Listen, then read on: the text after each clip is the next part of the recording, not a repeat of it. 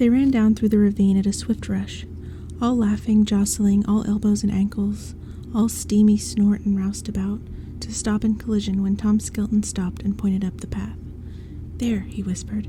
"That's the only house in town worth visiting on Halloween. There." "Yeah," said everyone, for it was true. The house was special and fine and tall and dark. There must have been 1,000 windows in its sides, all shimmering with cold stars. It looked as if it had been cut out of black marble instead of built out of timbers, and inside, who could guess how many rooms, hallways, breezeways, attics? Superior and inferior attics, some higher than others, some more filled with dust and webs and ancient leaves, or gold buried above ground in the sky but lost away so high no ladder in town could take you there. The house beckoned with its towers, invited with its gummed-shut doors. Pirate ships are a tonic, ancient forts are a boon.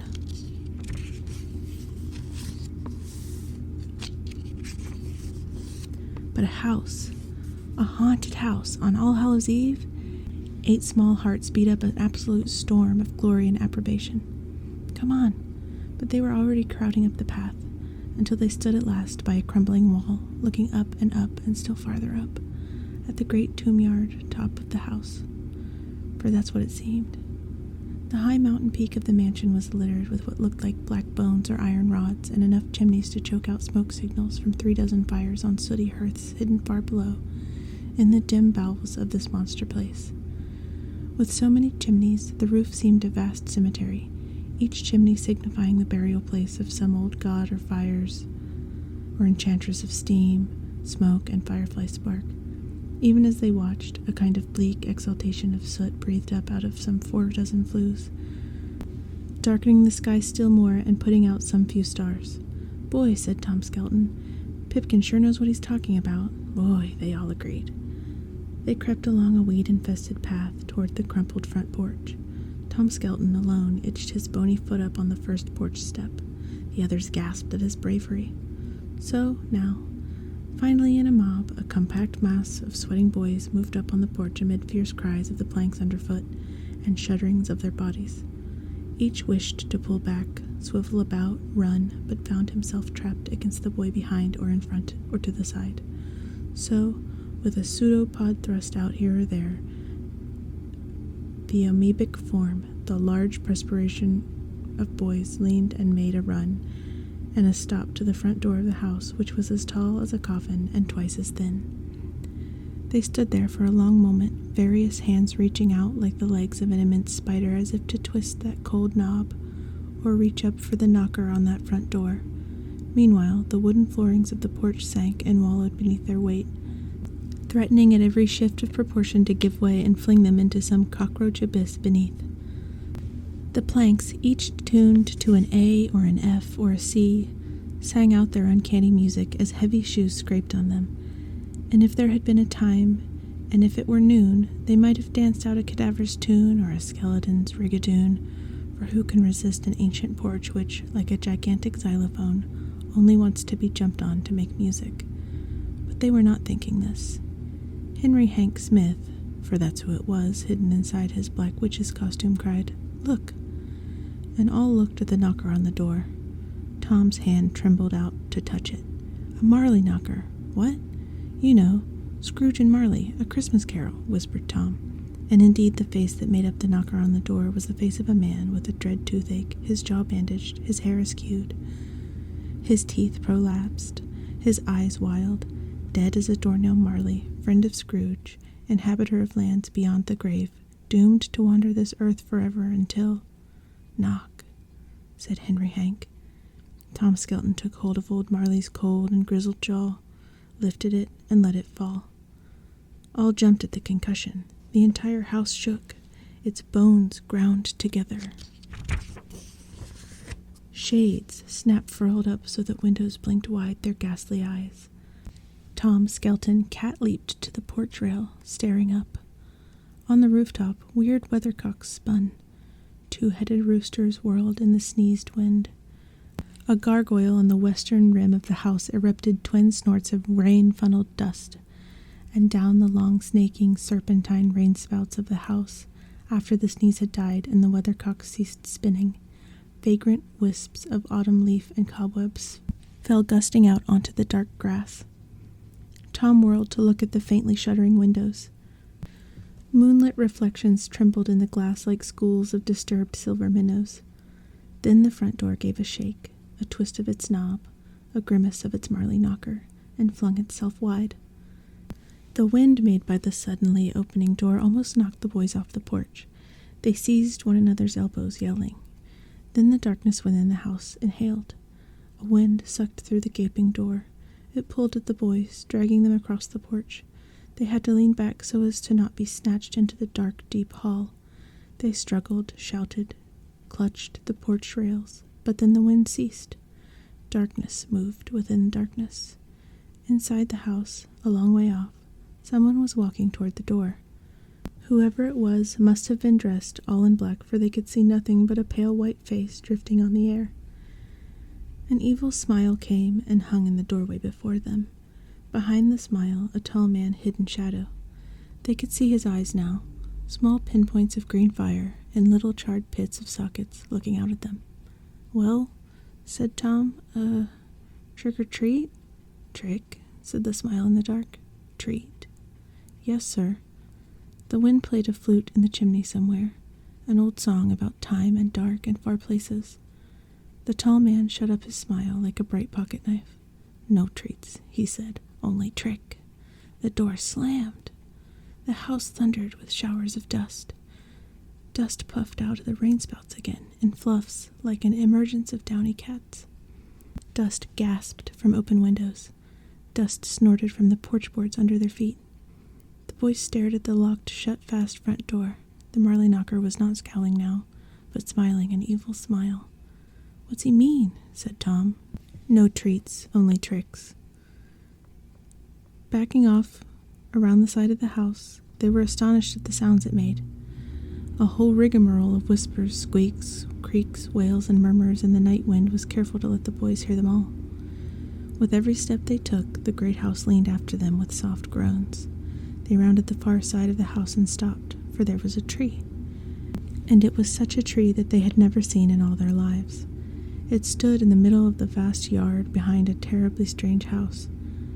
And this tree rose up some 100 feet in the air, taller than the high roofs, and full and round and well-branched and covered all over with rich assortments of red and brown and yellow autumn leaves.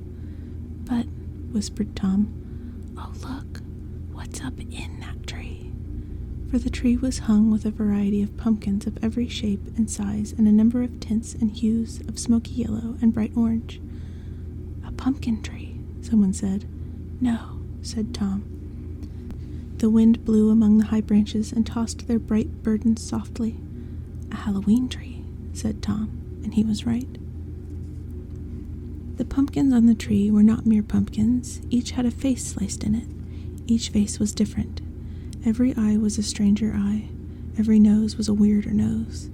Every mouth smiled hideously in some new way. There must have been 1,000 pumpkins on this tree, hung high and on every branch.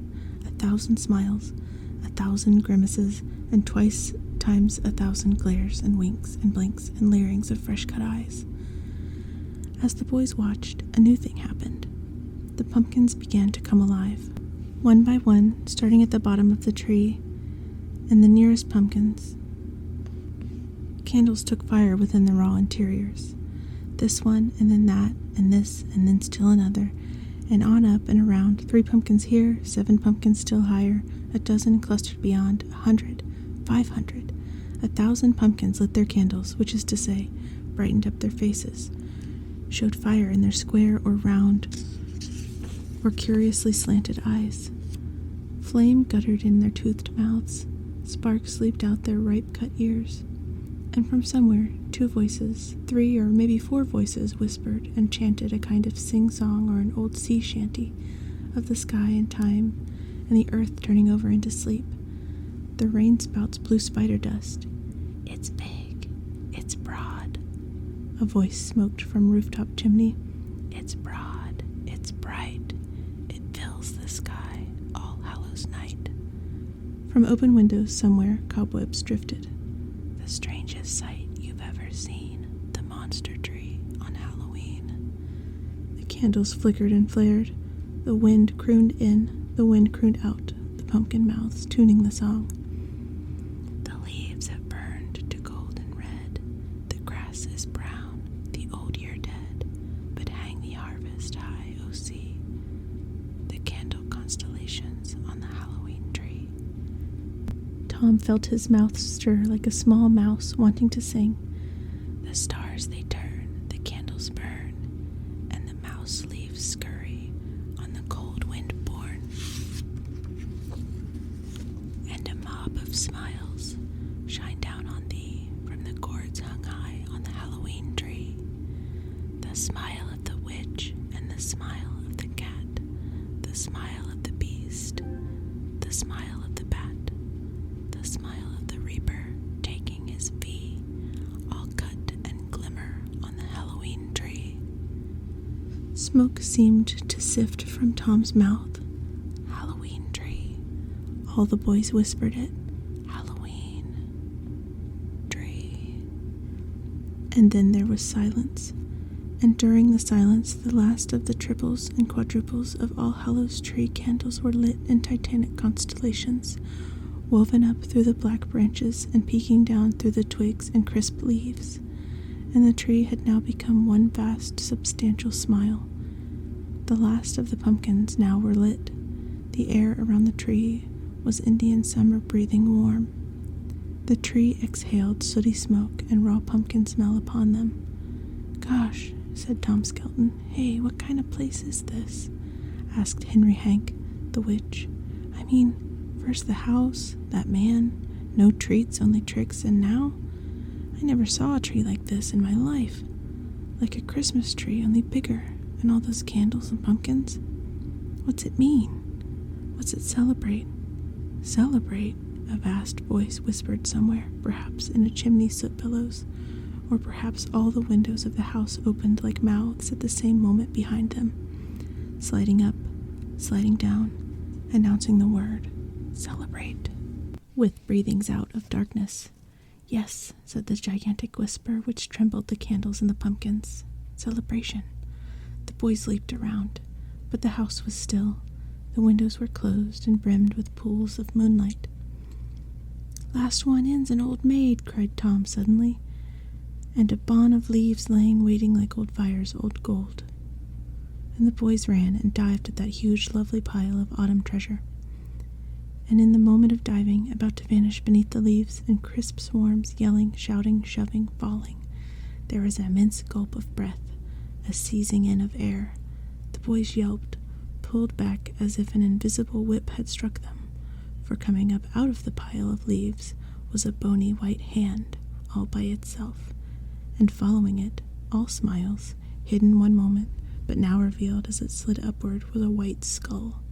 And what had been a delicious pool of oak and elm and poplar leaves to thrash and sink and hide in, now became the last place on all this world the boys wanted to be, for the white bony hand was flying on the air, and the white skull rose to hover before them, and the boys fell back, colliding, sneezing out their air in panics, until in one wild mass they fell flat upon the earth and writhed and tore at the grass, to fight free, scramble, try to run. "Help!" they cried. "Oh yes, help!" said the skull. Then peal after peal of laughter froze them further, as the hand upon the air, the bony skeleton hand, reached up, took hold of the white skull face, and peeled it down and off. The boys blinked once behind their masks. Their jaws dropped, though none could see them dropping. The huge man in dark clothes soared up out of the leaves, taller and yet taller. He grew like a tree. He put out branches that were hands.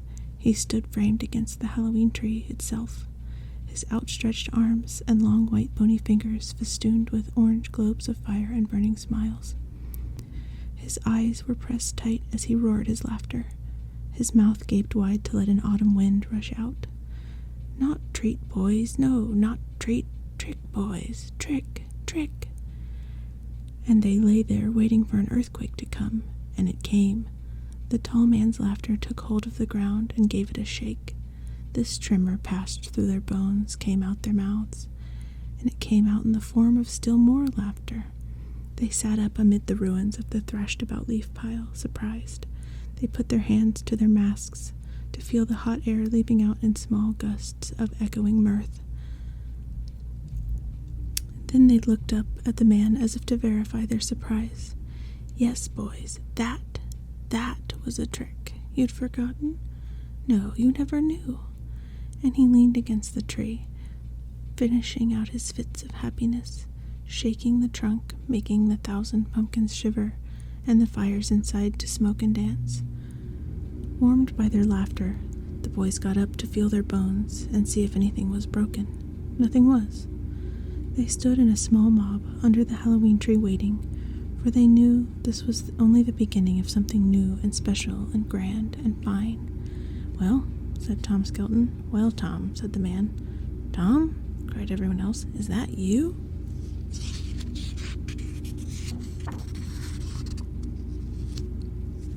Tom in the skeleton mask stiffened. "Or is it Bob or Fred?" No, that must be Ralph," said the man quickly. "All of those," sighed Tom, clapping his mask hard in place, relieved. "Yeah, all," said everyone. The man nodded, smiling. "Well, now you know something about Halloween you never knew before. How did you like my trick?" "Trick, yes, trick." The boys were catching fire with the idea. It made all the good glue go out of their joints and put a little dust of sin in their blood. They felt it stir around until it pumped up to light their eyes and stretch their lips to show their happy dog teeth. "Yeah, sure."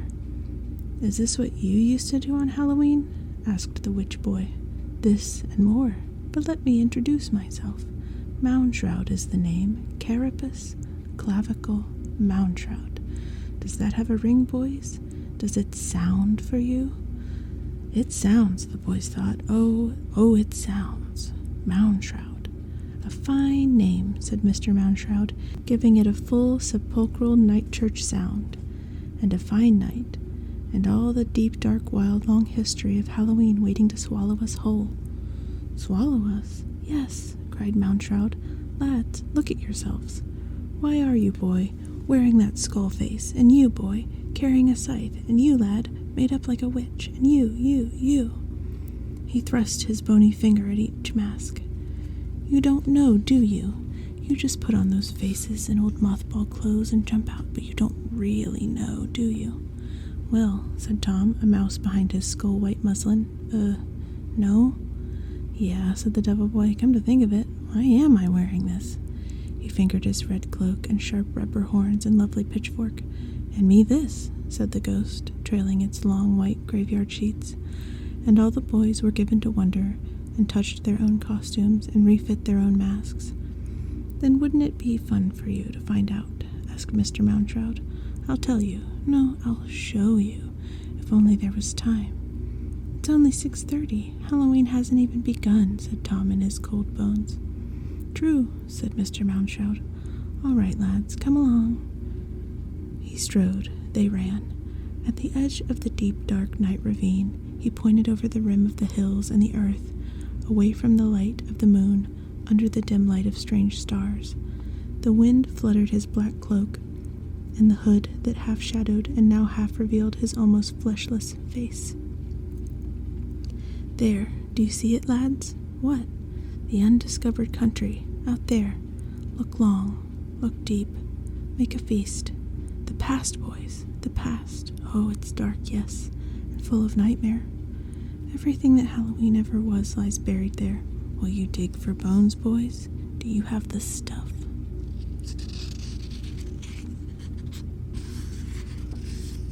He burned his gaze at them. "What is Halloween? How did it start? Where? Why? What for? Witches, cats, mummy dust, haunts. It's all there in that country from which no one returns. Will you dive into that dark ocean, boys? Will you fly into the dark sky?" The boys swallowed hard. Someone peeped. "We'd like to, but Pipkin. We've got to wait for Pipkin."